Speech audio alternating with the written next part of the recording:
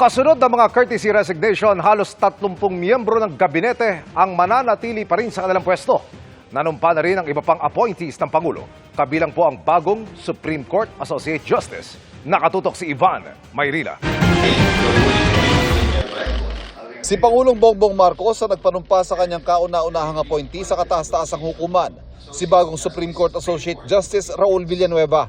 Bago na italaga sa Korte Suprema, si Villanueva naging hukom ng Las Piñas RTC Branch 255 noong 2002 at naging Court Administrator ng Supreme Court noong 2022. The appointment of our new justice will continue that trend and bring the departments of government even closer than before, and so that the function of government is smoother, better.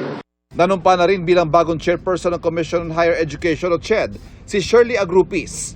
2024 na maging CHED Commissioner siya at bago nito ay naging profesor at presidente siya sa Mariano Marcos State University sa Ilocos Norte.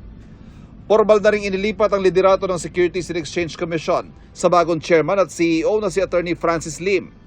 Ani Lim na pag-iiwanan na raw ang Pilipinas sa capital market kaya hamon niya sa mga kawani ng ahensya.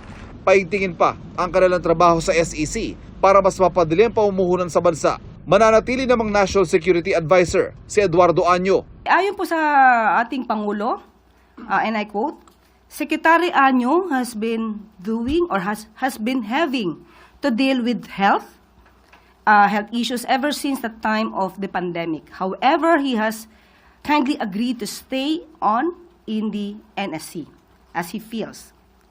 And the President agrees, our President agrees that he can continue to do the fine job he has been doing.